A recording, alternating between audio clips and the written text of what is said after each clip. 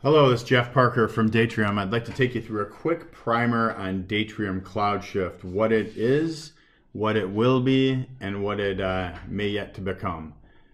So first off, thanks again for the time.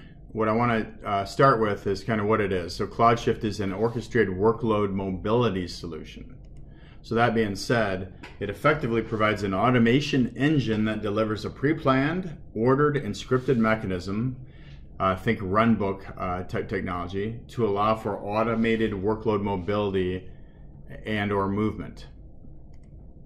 So internally, we've been referring to CloudShift as IRR, which stands for Instant Remote Recovery.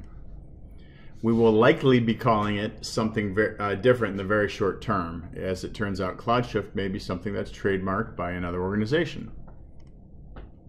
So there's a variety of use cases for CloudShift, and it's not just DRaaS. So one of them, and one of the best use cases, is for disaster recovery.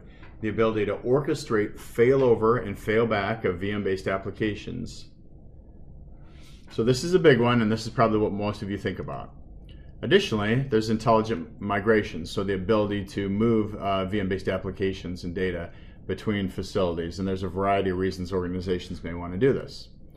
Another great example is the world of analytics, right? So analytics are things that you don't run necessarily 24/7 all the time, but they are things that we may have data sets that we want to run jobs against. When we want to do so, the ability to spin up compute resources and only pay for them when needed is a critical capability for organizations in order to not have stranded CPU resources just sitting there not being used. And then there's some test dev use cases that make a lot of sense for CloudShift as well. So that being said, I'm going to take you through some different use cases and kind of talk through this. So first off, and this is what we're going to be releasing in our 5.0 release, which will be into April, beginning of May. So this is the site-to-site orchestrated DR. So I've got a primary data center and I've got a secondary data center, both running Datrium DVX instances. So at the primary location, I have my VMs with my compute, my flash-based data, and my storage run on the data nodes, etc. Right? Everything's running good. Life is good. I'm using my Datrium Elastic Replication to go ahead and have a replicated copy of that data at the secondary site. Now, what happens when I have a facility-based issue at my primary site? Well, this is where CloudShift kicks in, and the runbook technology basically brings up the workloads that we're running in Data Center A in an ordered fashion, right, and gets them up running in Data Center B. So we'll spin up the VM and apps per the plan. So now, this automated mechanism and manner, I've been able to go ahead and get my applications up and running extremely quick upon failover conditions. So I'm successfully running in disaster recovery mode. Primary site is restored. We will go ahead and leverage our global index of data and our universal dedupe to fail back to the primary, only sending diffs of data while that was occurring. We will spin down and be back up and running and turn things up on the primary site, and then CloudShift then sits there effectively back in its idle state. This is what is being released in very short order, and this is a phenomenal application for our customers. Now, elimination of a secondary data center. So CloudShift delivers the ability to spin up resources on demand to deliver what we'll call a new paradigm of disaster recovery, and we can leverage either VMC on AWS or a CloudShift-powered cloud service provider to do this. So now let's talk about the scenario. We have two data centers, Data Center A, Data Center B.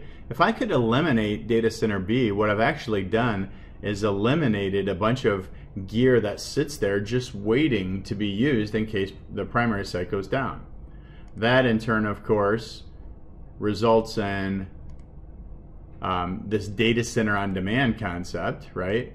With DRaaS, or disaster recovery as a service.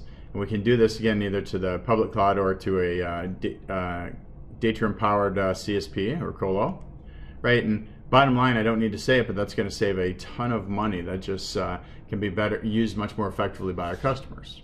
So there's really two use cases to do it on how to do this. So we have our DRaaS as a service to the public cloud.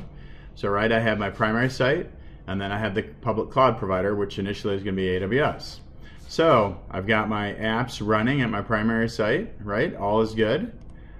I then want to make sure that I'm backing up to Cloud DVX the data in my primary, right? All is good here, and I'm only paying for the backup portion of this.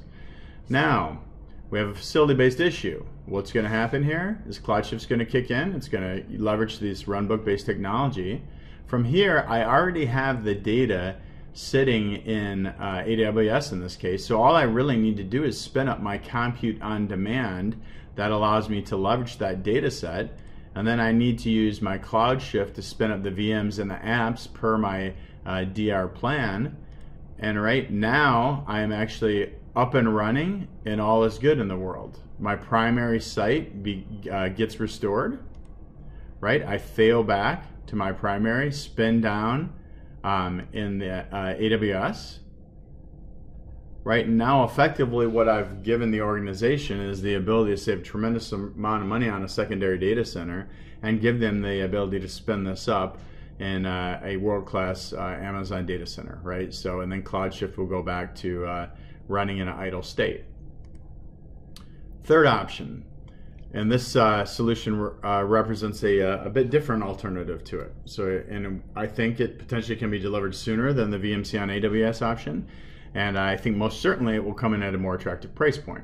So same scenario holds true. We have our primary site, everything is up and running, all is good, we are happy, right? From this situation, what we're going to do is use our replication to a CSP. So as opposed to it being Cloud DVX, it'll actually be a data node or data nodes sitting within the CSP, and we will replicate to that CSP. From here, facility-based issue occurs again, right? We go ahead and kick in CloudShift. We spin up the compute on demand, so we need a CSP that's going to give us metered billing. From here, we're going to spin up the VMs and apps per our plan. We do so. We're up and running. All is good. Disaster mitigated, right? Primary site gets restored. Once again, we synchronize and replicate everything, move the data back, spin down resources. We are all good, and CloudShift sits yet in its idle state again. So anyways, those are really the three different options associated with this. What I wanted to make sure that everybody understood was it's the site-to-site option that is our initial release. The DRAS to VMC on AWS, aka Public Cloud, or the DRAS to a CSP are two other options that we're working aggressively on. Thanks for the time.